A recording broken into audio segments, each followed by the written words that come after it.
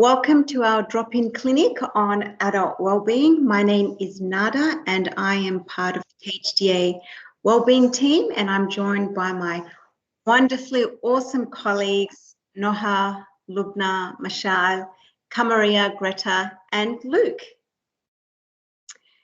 So as we wait for others to log in and join us, I'd like to invite you to go to menti.com, where you will find a fun question to begin with. And I'll just go in there now and share with you the code for Menti.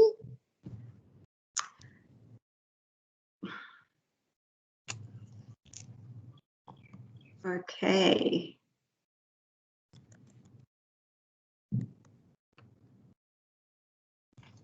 It's always fun trying to juggle 3-4 different things at the same time. So there you go. If you log on to menti.com and enter the code 59699531, that would be really wonderful if you could engage with us on Menti today. It's our way of having some sort of dialogue with our esteemed audience members. So we know summer's around the corner. A lot of people are looking forward to traveling. Many of us are probably starting to plan now that travel restrictions have been lifted and more countries are opening up. So what sort of holiday would it be for you? Are we going to the beach, to the mountains, camping trip, or perhaps a staycation in our wonderful home of the United Arab Emirates? Please do share with us. This is a little fun activity whilst we wait for others to join us. Hello, Nadine. It's so nice to see your face. Yes, I can see you. It's nice to have you, and you're welcome to leave your Sorry, cameras. hi. Yeah, so nice to see all of you guys. Yeah, it is awesome. It is awesome. So how many people do we have with us? Greta, I think there's about 15 people perhaps? 21. 21, including the KHDA team. Awesome. So throughout this presentation, you're free to leave your cameras on if you wish to do so, but just remember to mute yourselves. That would be very nice of you. Thank you. Okay, so most of us are going to the mountains. Awesome. And I'll just leave it up there for others to also participate. So just keep Menti open in the background, because we'll be coming back to it shortly. So in November of 2020, almost 11,000 staff at Dubai private schools completed the Dubai Adults at School Wellbeing Survey. It was the third year that schools participated in the survey, and each participating school was provided with a summary report of their results. We hope you all have been able to access your report located on the KHDA admin system. If not, do let us know if you are having trouble by dropping us an email at wellbeingcensus@khda.gov.ae. And in today's session, we are going to provide some background to why measuring adult wellbeing is important, help you to better understand what all those numbers mean in your school report, and ask you to also share what you have been doing in your own schools to support the wellbeing of staff. So in the next hour, we would love for you to engage as much as possible through Menti and by asking questions in the chat, which is on your right or your left of your screen. And you can pose your questions in the chat as we are presenting, and we will endeavour to answer as many questions as we can. So I will now hand over to Luke, who is co-presenting with me today. So over to you, Luke, just to give us a bit of context and background before we delve deeper into your school reports. Thanks, Luke. Yeah, thanks a lot for that, Nada. If you can share your screen, that would be great to be able to share the slides. As you can see, I've got a really interesting background here at the moment. It says Wellbeing Wednesday. This is a background from the Institute of Positive Education. They've got all these wonderful backgrounds there. Unfortunately, they don't seem to work on a Sunday, so there's no sort of celebratory Sunday or anything like that. So unfortunately, there's nothing there for Sunday. But I thought it was a nice happy shot, at least to start the week on a really good note. So we're going to, as Nada said, I'm going to provide a little bit of the background, a bit of the context behind adult wellbeing at schools, and a background behind the survey, and then Nada will take you through some more detail of your actual school report. So next slides. Thanks, Nada.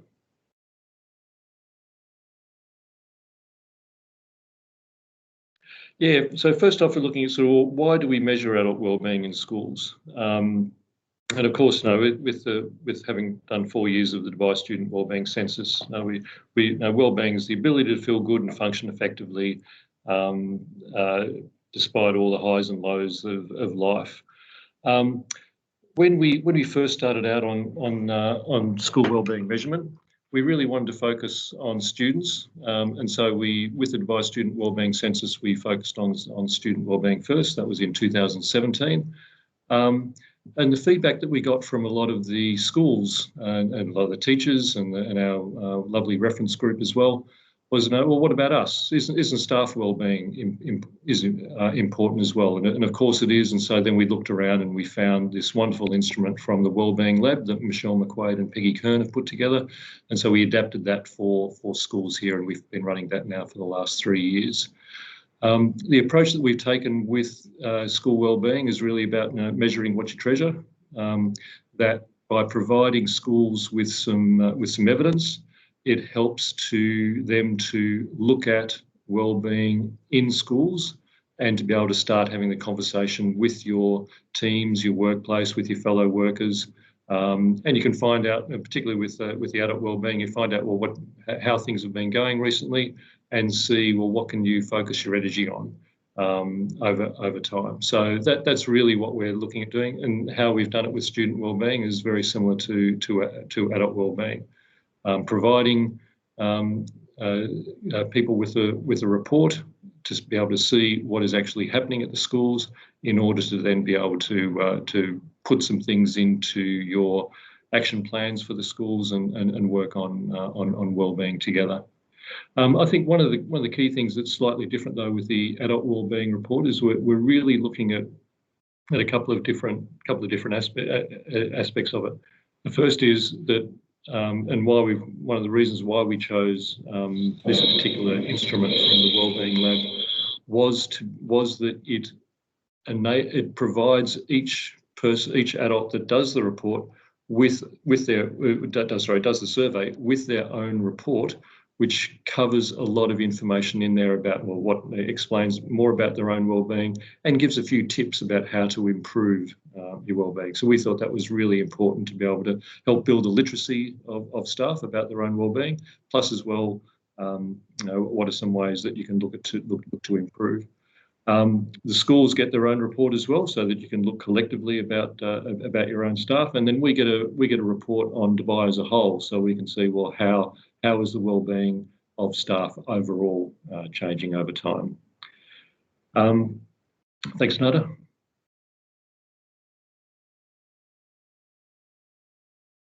I just need to go, bing, there we go.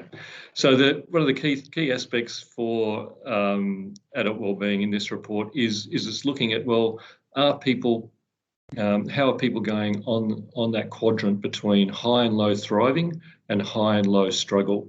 And what we found over time, particularly for the 2020 census, with the COVID pandemic, with all the work that's been happening in schools, with distance learning, with hybrid learning, and the impact that has, what we've seen is that the proportion of staff in school who are consistently thriving has declined from 2019 to 2020, and we're seeing a lot more people in that living well despite struggles. You can see on the right that that's increased from 27% up to 31%. The proportion of people who are really struggling that's remaining about the same, about 5 or 6%. And the proportion of people who are not doing bad, just getting by, that's remained about the same as well. But we're really seeing that aspect there about consistently thriving, which we'd like to see more staff consistently thriving more often. But we're really seeing that this year that's obviously taken quite a bit of a hit. It's quite different what's occurring in so just mentioned briefly what's occurring between students as compared to staff. With students, we're seeing that they're doing overall at a population level, they tend to be doing okay. There's obviously some kids out there who are struggling more than others, but overall they seem to be doing very well. Some of the subdomains around school belonging and emotional engagement with teachers are just absolutely fantastic. Now they've really improved a lot, which goes to show that teachers are really focusing a lot on the well-being of the students. However, what we're seeing is perhaps is that is impacting upon the well-being of the adults. That's suffering quite a bit instead. On the next slide, we'll go into just a little bit more detail about that. Some people say, well, how do people in Dubai compare internationally? And this might be figures that you haven't seen before. And overall, what we see is that the people in schools in Dubai, when it's compared internationally, and this survey that Peggy and Michelle put out, now they've done it overseas in many different countries, in many different types of workplaces, and Dubai schools in general, the staff at school are doing pretty well. The scores that we see with our staff in school are generally higher than the overall average. What we do see though is a slight difference in the scores between different types of that high struggle, low struggle mix. So we're seeing obviously the people who are more likely to be consistently thriving, they're more likely to be satisfied with their job, performing well in the organisation, strongly committed to the organisation. Now they're going to score higher in that. But what we tend to see with the Dubai studies is that light blue area of living well despite struggles, that in general, the people in Dubai are not doing as well as those people who are not doing bad but just getting by. And that's when you speak to Peggy and Michelle about that, they say, well, this is actually slightly different. We don't tend to see that pattern in other places. In general, we tend to see those people who are struggling a little bit, they're still living well, and so they're still satisfied with their job, performing well, etc. More so than those who are just getting by. And one of the things we're seeing with this is that perhaps this could be something about the nature of struggles in Dubai schools. And I want to touch on this a little bit later, but just first off, are we seeing that some of the benefits of struggles, and as you go through life, sometimes you have struggles, and you can see that as a growing opportunity. You can learn from that. But maybe we're not seeing the benefits of those struggles, and I'll touch on some of the reasons for that later on. But I'll just sort of flag that as an item first off. The next slide is looking more specifically. Just want to cover just some of the aspects about who's doing well in Dubai private schools. In general, if you're male, you tend to be more likely to be consistently thriving than females. If you're older, you tend to be more consistently thriving than if you're younger, and this would be just to do with the demographics of the nature of the staff at schools. People who tend to be older tend to be male. They tend to be more likely to be leaders in the school. The next slide, thanks, Nada. Also shows this by the role at school. So the leaders tend to be doing better than the teachers. So that slide on the left, though, is the proportion who are consistently thriving. And this is in general, so with any sort of workplace instrument, those staff who are more senior in the school tend to have higher well-being than those who are more junior. tend to have more autonomy, tend to have more control over their workplace, tend to feel more safe at work. So this is just a natural product of the data that we're seeing. But what we are seeing here, though, is that the staff at school who aren't doing as well tend to be the teachers, and this is especially so in 2020. On the right there, it really doesn't matter if you're distance learning or not. Across the staff at school, we're seeing a similar sort of pattern. So it's not like distance learning teachers and not doing as well as others. No, we're seeing a similar pattern across the board, no matter what the nature of the school was doing when the survey was done back in November, December 2020. The next one, thanks, Nada. One key thing, I just want to focus particularly about this, because some of the data there, it suggests that, well, there's not a lot of movement in the well-being of staff. You're saying, okay, we're seeing, yeah, it was 22% consistently thriving. That's now down to 17 or 18%, and it was 37% were living well despite struggles, and now that's up to 41%. So it's not changing all that much. But if you look at the data for each individual adult, and we've got data on more than 2,000 adults who have completed the survey across each of those 3 years. So these are adults who have done the survey in 2018, 19 and 2020. So they've done the survey 3 times.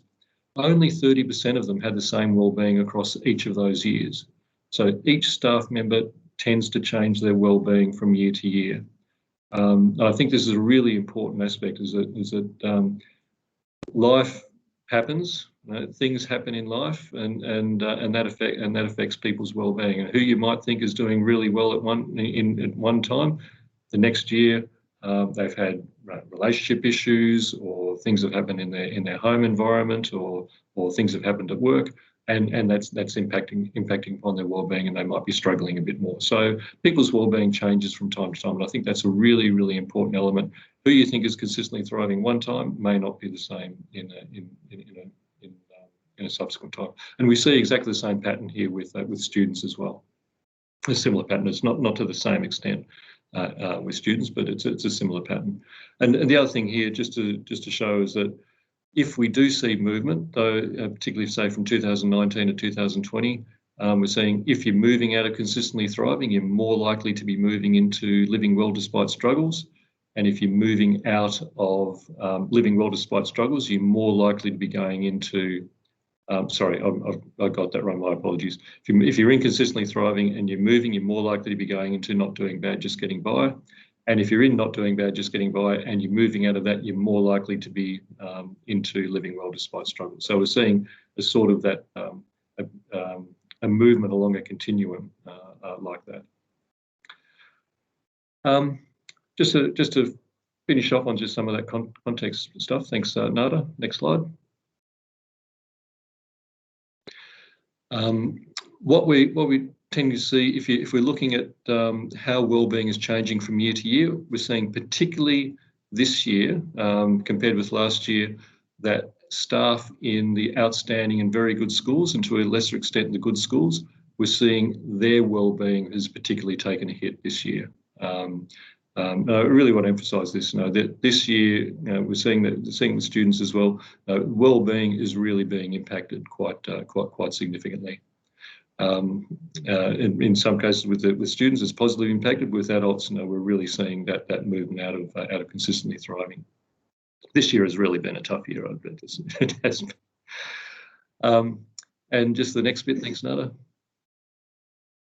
This is going on to that. So I just want to focus on that. Just one of the aspects there, just on that private school context, and I think we'll mention this a little bit later on when we get into some aspects about psychological safety and that, and it's really that aspect of moving into an area of struggle, and to what extent are Dubai schools and your team, how are you being able to help and support staff who are struggling, particularly in a private school context.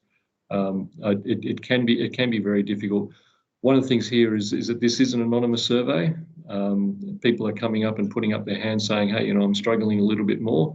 To what extent can you in the workplace help to identify those people so that they can feel safe to say, I'm not struggling. I'm finding things a bit tough. I'm struggling a bit more. I need a little bit of support. How can the school, how can the team help support each other? Okay, I'll pass over to Nada now to take us through some more information about your school report in detail. Thanks, Nada. Great, thanks, Luke, for providing that context there. So as Luke mentioned, you can see that quadrant again on your screen. Wellbeing ranges from low levels of wellbeing or languishing to high levels of wellbeing, and that's the thriving part of that quadrant. So even in the midst of a global pandemic and all those massive changes to how schools operated over the last year and a bit, it appears that it is still possible to thrive despite the struggle. And it is also possible to thrive even in the absence of struggle. And as Luke alluded to, not surprisingly, there has been statistically significant shifts in the distribution of states of wellbeing among adults in Dubai private schools. And the idea of wellbeing moving across time, that's really important. So unlike the Student Wellbeing Power BI platform, your 2020 Adult Wellbeing Report only shows data from the third year, the third year, which was 2020. So if you want to see previous year's data, you may need to go back to those individual reports that were shared with you in the last 2 years. If you're having trouble with that, do drop us a line and we can try and source you those reports from previous years. So on the screen, there is an example of the wellbeing quadrant that I have pulled out of one of the school reports. You will find this quadrant and the rest of that, your numbers on page 7, I think, of your report. You will also find a bunch of other numbers, which we will go through today. You will find in the top right-hand corner of that page 7, the letter N, and next to it is a specific number. That number denotes the number of staff that participated in the Adults at School Wellbeing survey. This is really important because you may have had only 10% of your staff body participating, and it may not be an accurate reflection of how your staff are doing as a big group. So just be mindful there, just take notice of the proportion of staff that actually completed the survey. So going back to the quadrant you see on the screen, and for this particular school, it tells you the overall state of well-being across your school. And in this example, if you look at the green quadrant first, the consistently thriving, these people have a higher level of positive emotion, a higher level of engagement, of accomplishment and health when it comes to the PERMA pillars, which we'll go through a little bit later on. So these people are also more likely to feel confident and motivated when it comes to caring for the well-being, for their own well-being, and felt psychologically safe enough to talk about their struggles.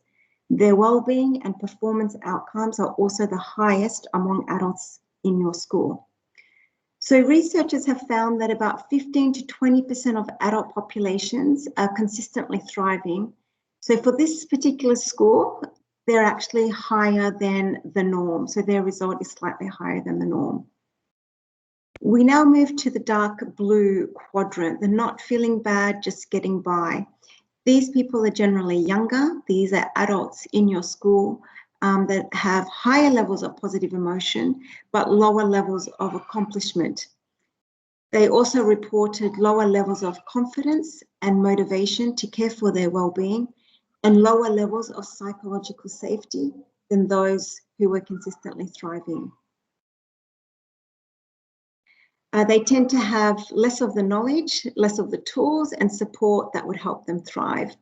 And again, research here shows that 30 to 40% of the population are in this quadrant. And in this example, this school is again higher than the average, which is, not such a great thing, and shows that work needs to be done here with this group.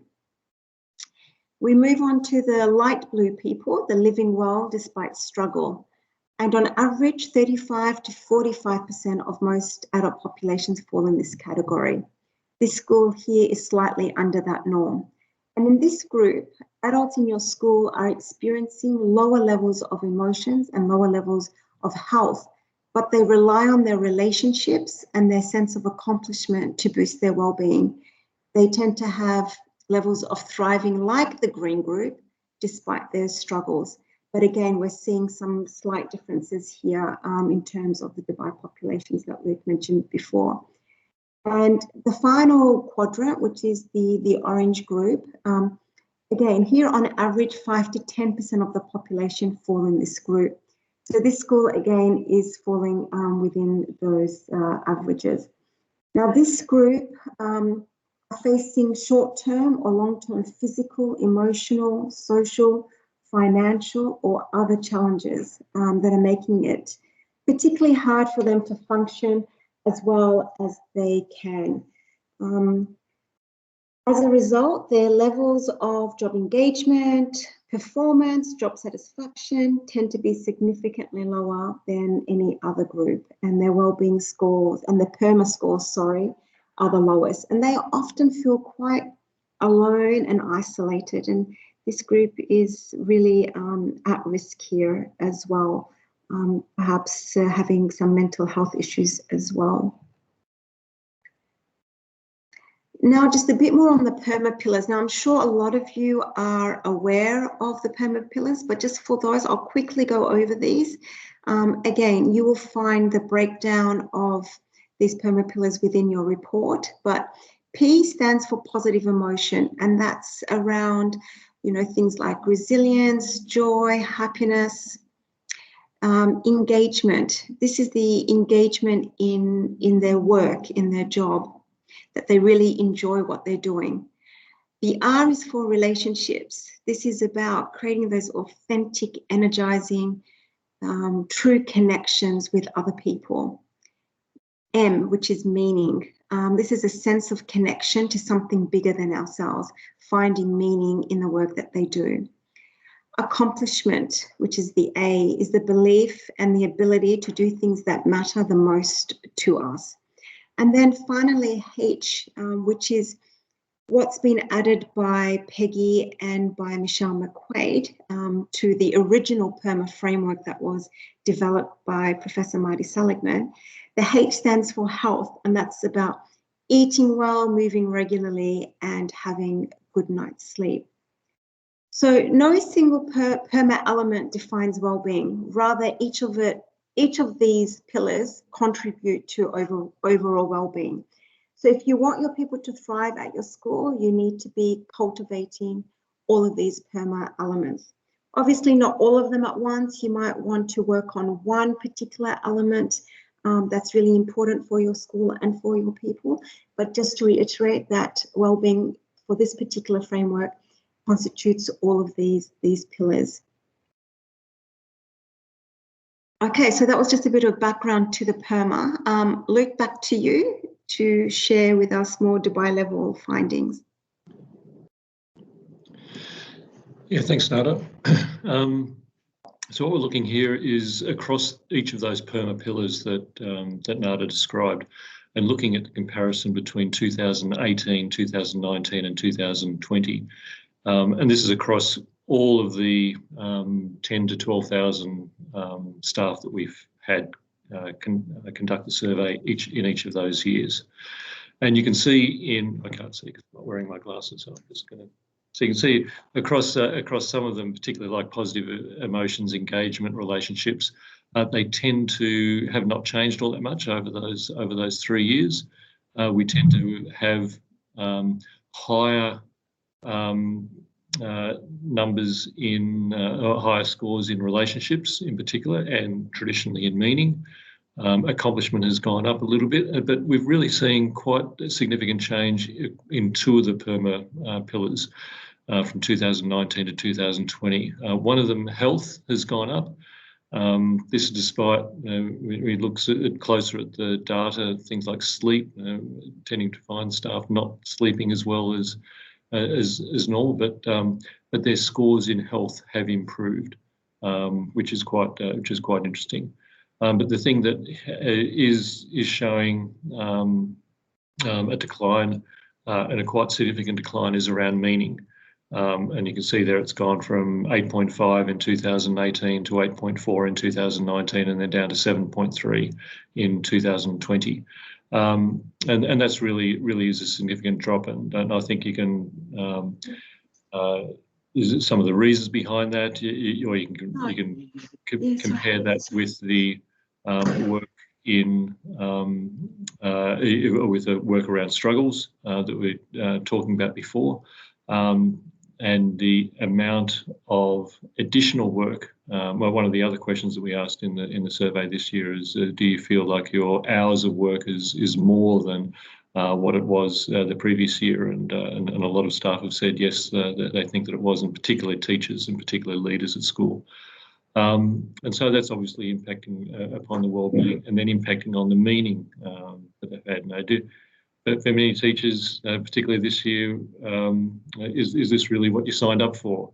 To be able to distance work, or to learn about how to teach online and in a hybrid way with some students at school and some remote. As I said before, it is quite a struggle, and we can certainly see that meaning has taken a hit. And one of the things to look at with your own data, or your own school's data in your own report, is comparing your 2020 figures here in meaning and the other PERMA pillars with the previous years, to be able to see, well, what's changed. We're seeing overall that meaning has changed, but in your own school you might see some specific differences. On the next slide, Nada, was that one your one or my one? I'm trying to remember now.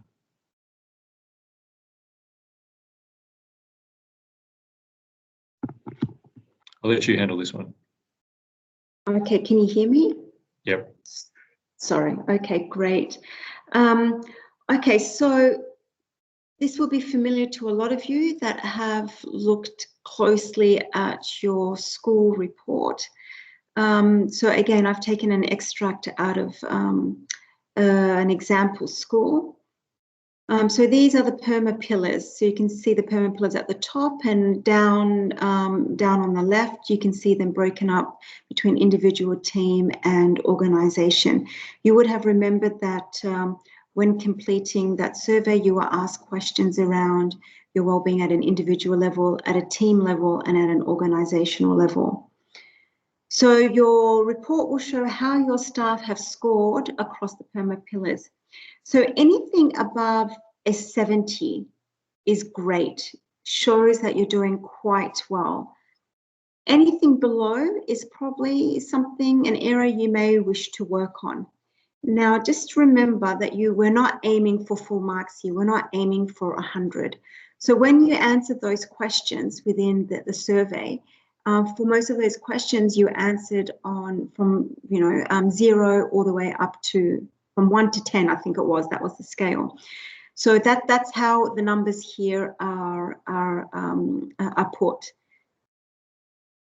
So yes, okay. So knowing what happens at the me, we, us levels really helps us better with supporting well-being. So again, anything above a 70 shows that you're doing quite well, and that indicates a good well-being in that area. So don't just focus on improving your lower scores. Some PERMA elements will be more important to your school than others right now, and that is where you should put your attention, your effort, and energy. So look at what matters most to your community right now, and then select those particular PERMA pillars to work on.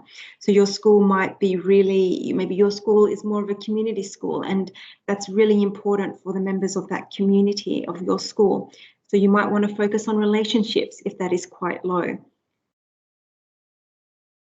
Research has also told us that relationships lead the way for most of us, followed closely by meaning, accomplishment, and engagement, and then positive emotions and health. So it really shows that other people matter for our own well-being.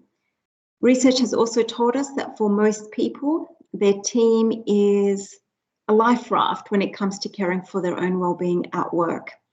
and with healthy scores of 70 to 80, unless there is a dysfunctional leader or team member.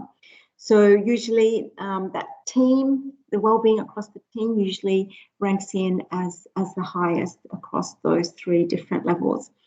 However, we seem to find that the health factor, where we see teams kind of pulling each other's well-being down a bit. Maybe it's as a result of too many birthdays, birthday cakes, maybe too many meetings sitting down, or the pressure to respond to emails at all hours, interfering with our sleep, perhaps. But in this example, it would be worth considering changes across all levels.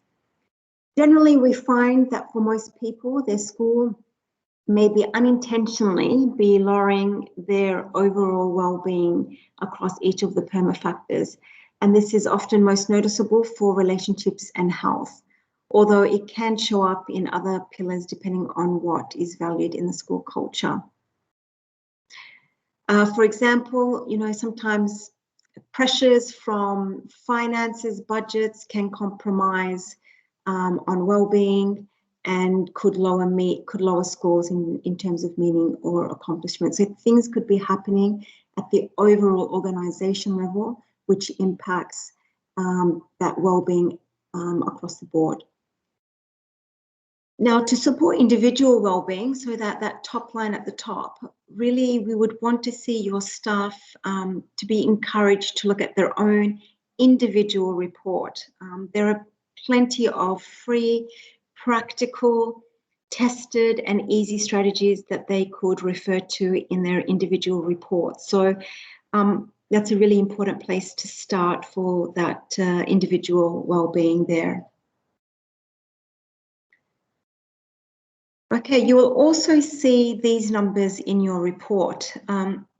So helping your workers to improve their overall state of well-being and or their PERMA well-being scores requires your staff to also have the ability and motivation when it comes to well-being.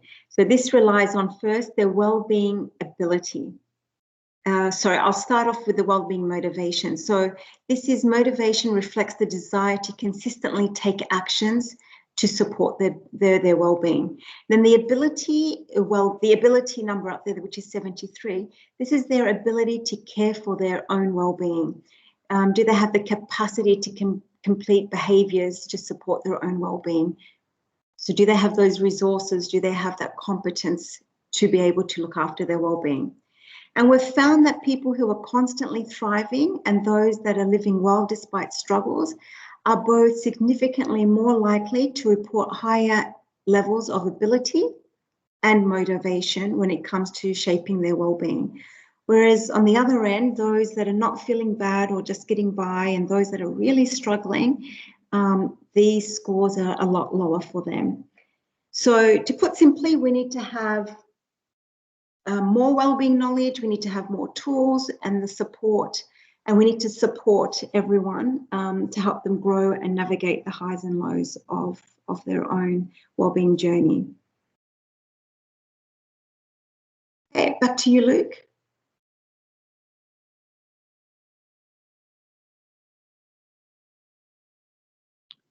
Oh, you've caught me on the hop, sorry for that. No worries. That's okay. And I'll just say, just whilst you're getting ready, Luke, I'm not seeing many questions come through the chat, so feel free to add your questions there and we'll get through those towards the end. Sorry, Luke, back to you. No, that's fine.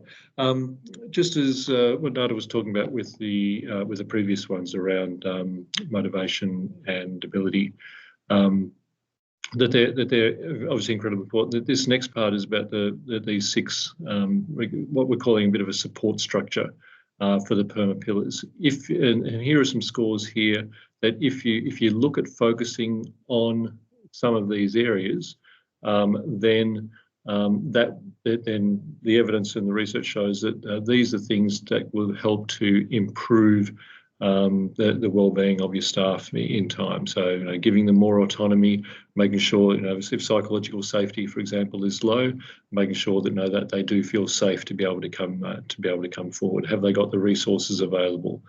To what extent is obviously the relatedness is going to impact upon the relationships aspect, and competence. Do they feel like they know about their well-being sufficiently? You can see here that the scores are pretty well, 75 to 82. Physical safety is obviously quite a bit higher. That seems to be okay. And autonomy, something there below 70. You think, well, maybe that's something to focus a little bit more on. That the staff in this particular school may not feel that they have the autonomy to be able to do things at work that they particularly want. And once again, this is just some data to open up conversations with staff to be able to see, well, this is what the data is showing. How then could you work with the staff and with the leaders in the school in order to be able to boost autonomy, if that's something that people are saying that they would like to have. Okay, thanks, Nada. And then the aspect before, and Nada did mention on this, and this is I think the final part of that sort of guiding page of your school workplace report is really looking at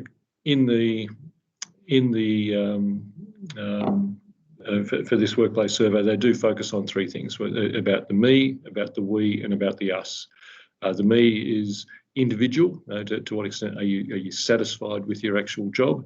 The we, to what extent you are satisfied with your team who are assisting you with the job, your closer colleagues, and the us, about the workplace as a whole, the policies, the leadership, etc., who provide the direction for the organisation, and the surrounding community. In this case, particularly around the students and the parents who you're interacting with.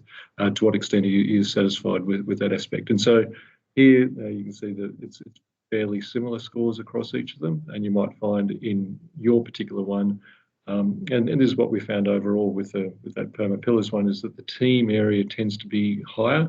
People tend to have a slightly higher score on teams than the others, and the organisation one is perhaps a little bit lower overall. Okay, I think back to you, Nada. I just noticed my video was off during that whole time. Sorry.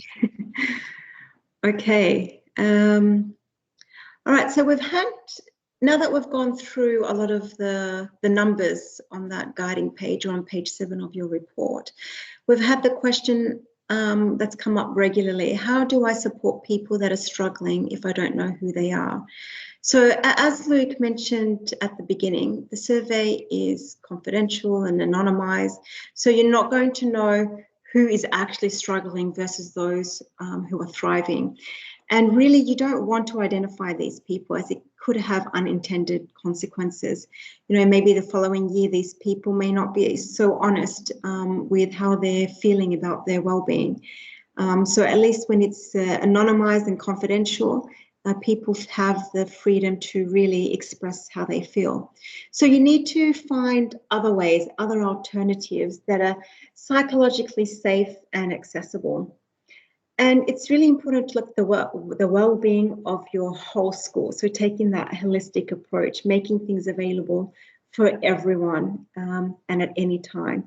And it's really important to highlight that there is no shame in struggle, particularly over this last year. I mean, really, teachers have been absolute legends, absolute heroes. They've had to deal with so many changes and so many challenges. So really, struggle is a normal part of life. We don't want to hide struggle. It would just make things worse and really does isolate people.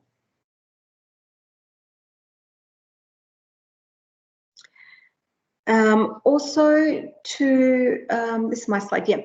Also to increase that knowledge, getting that wellbeing literacy out there and communicating about wellbeing more often is really important. Having those tools and support there for everyone. The PERMA framework, which is what this survey is based upon, is just one framework. You might have introduced other things within your within your school, perhaps the 5 ways to wellbeing or the 7 ways to wellbeing or something else as well. So really it's all about creating that language around wellbeing. Also creating workplace policies and practices to ensure people that are struggling have that immediate support and it's accessible and that it is confidential at all times. So creating that psychological safety as well.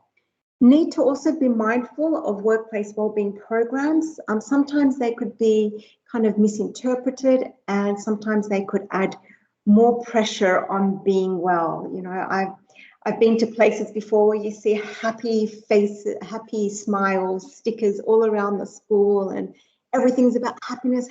So sometimes it could put a bit too much pressure on the staff and could have a negative impact on the well-being of workers, particularly those that are struggling, that are really having personal issues that they're dealing with, and to come to an environment where there's so much pressure on being happy all the time could kind of backfire as well.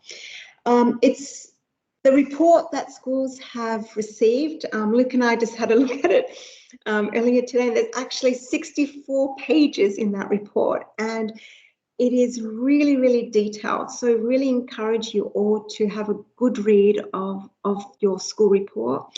There's a lot of detail in there, a lot of interventions that you could use to dial up positivity if that's what you want to work on, or dialing up meaning. And all these interventions that are put forward in your school report are trial and tested, and the majority of them are for free. Did we want to go to some questions now, Luke? I just want to, or I think so. Yeah, perhaps if anyone's got any questions, they could either post them on the chat or put up their hand if they would like to ask something.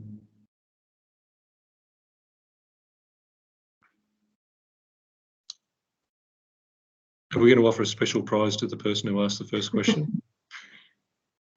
Or you know what we could do? Maybe we could do a Menti just to get a bit of engagement. What do you think, Luke? Yep, okay. All right, so I'll just bring up Menti again. Thanks, Nadine. So there's just an open-ended question up there on the screen. What have you done for staff wellbeing this year? So would love to hear from you. How have you used the data? If you've used the data, what have you done? What have you done to support relationships? What have you done to support health of your staff? Is there anything anyone would like to share? Because Luke and I aren't the experts. We're not on the ground in your schools. You guys are the best placed people to really share some of those ideas and interventions. Don't be shy.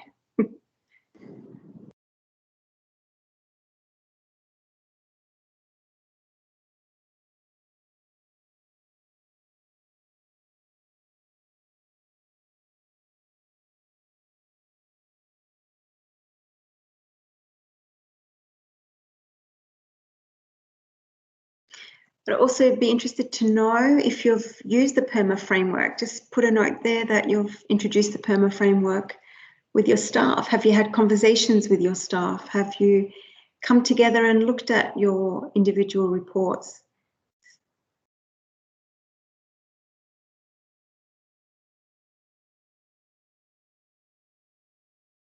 So we've had 2 wonderful people use their strength of bravery, and they've shared what they do. So one person said a lot of one-to-one support.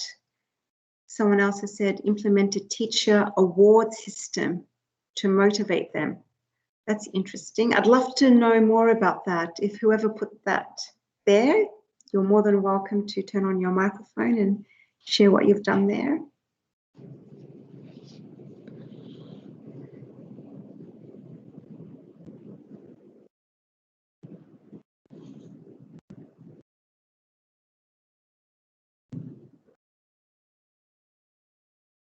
Okay, so we might come back to that later.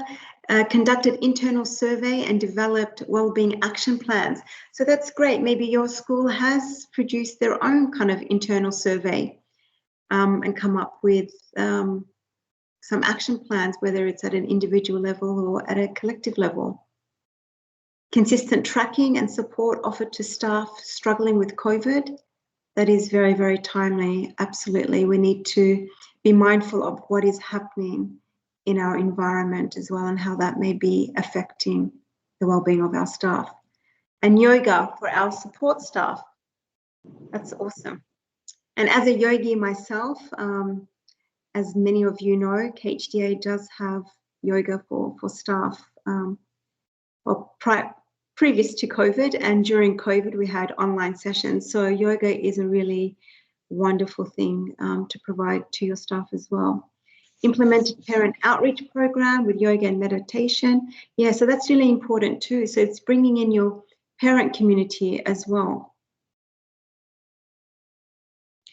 All right, I'll just leave that open there for others to continue adding to that dashboard. So thank you so much to the 6 people that shared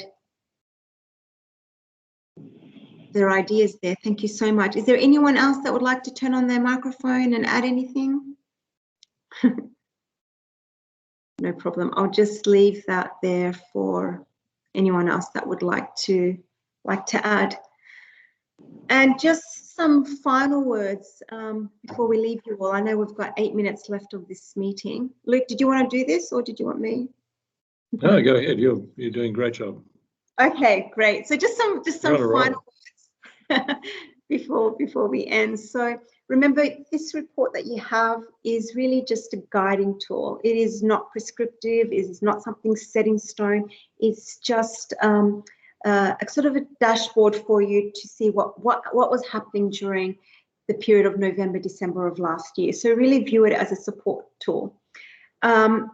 Use these results as part of an ongoing process. I know we do this once a year. You might, like one school mentioned before, you might want to introduce a more regular tool to keep, that pulse on how your teachers and adults of school are doing in terms of well-being. When people struggle or are stressed, it does not always mean that their well-being is suffering. So you just need to remember that well-being is that continuum. Well-being is a journey. We all know that it takes time. So when you introduce an intervention or you introduce something new at your school to support well-being, you're not going to see an instant well-being fix.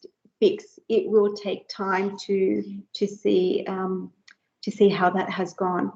And we really want to emphasize that well-being is a me, we, and us responsibility. It is not just up to the school principal to make everything wonderful for us. It's not just up to us as individuals.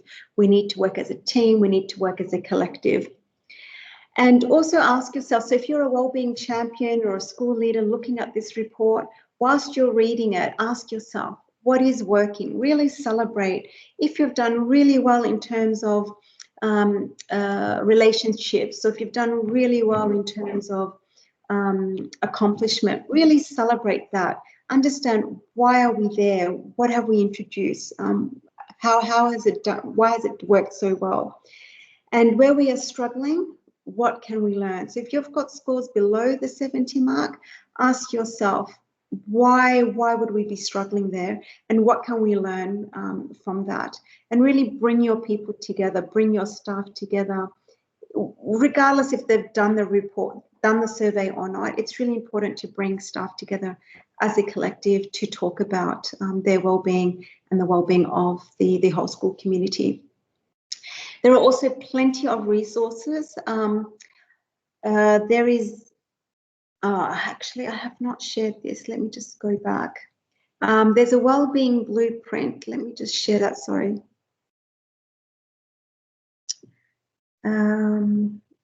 Okay. So I don't know if some of you have seen this or not, but we can certainly send this out to you. It's an A3 sheet, so you could laminate this and stick it up in your staff room or around the school, and it really gives you some easy interventions that you can do to dial up positive emotions or to dial up your health or increase better relationships within your school. So I'm happy to send that out, or the awesome Greta there will help me send this wellbeing blueprint to everyone after this. And there's a lot of resources online that are also for free that Michelle McQuaid has shared previously with us, and we're happy to share that with you as well, which I'll just briefly bring up for you to have a look. So there's plenty of TED Talks out there, and all of these resources are absolutely free. So there's some research studies in there to improve engagement, build relationships, find meaning, grow accomplishment, and improve health. So we're happy to share this with you as well. Again, these are free resources that you can watch or read, whatever you prefer. So that's it from me. Luke, I don't know if you wanted to add anything else. Probably just one other thing. I think you might have mentioned it maybe in passing, but I think it's really important with this, and it's something that we've been focusing on with the Wellbeing Champions, with the students, and it's really about the authenticity of wellbeing. That if like you were talking about wellbeing's a journey and all this sort of thing, but not, and when we're working with students, that if they see that you're not really committed to it, they're going to see right through it and go, yeah, okay, well, this doesn't really mean much. But if they see that you're really authentic about it and say, no, this is actually really important, then they will see it as important as well. And I think it's exactly the same with, and even perhaps even more so with staff wellbeing. That is very easy in a private sector environment for wellbeing to to come through as something which is happy clappy. But this is really about building strong relationships, building strength into it, and it's not going to work unless the leaders and unless all the staff within the organisation see it as something that is very authentic and real to them. So that's just my final word on it. Thanks, Nada. Thanks, Luke. Nadine, did you want to add something?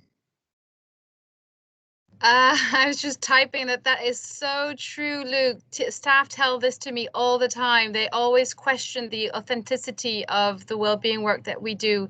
And they're sometimes quick to say, oh, but you always say well-being so important, but actually when it's my case or my issue with leadership, they don't listen to me, whatever. So that's an issue. But yes, authenticity is very important. What I would say is also supporting staff who are grieving. A lot of our staff are grieving one way or another. Grieving a lost one, grieving maybe somebody in the family who's lost their job, financial stress. That's a big one. So I've recommended the Lighthouse Grief Group, which is a support group, which is free of charge. So I think that's a good resource for the community. So yeah, I think that's a big one. We've got a lot of staff coming from India or who've got family in India, so it's been a difficult last few months for them. Yeah, absolutely, Nadine, and thank you so much for bringing that up. The work that the Lighthouse is doing is fantastic, and I know they hold monthly free events for teachers and another one for school leaders. So if you are looking for that support network, please do look up the Lighthouse. The team there is fantastic. And as Nadine mentioned, and I know that they do hold regular monthly catch-ups. So yeah, really do take advantage of that opportunity. It's always great to connect with people that might be going through the same, sort of things that others are, that you might be as well. Yeah. Thank you, though, for today. Thank you so much. Any other questions? I can't see any coming through.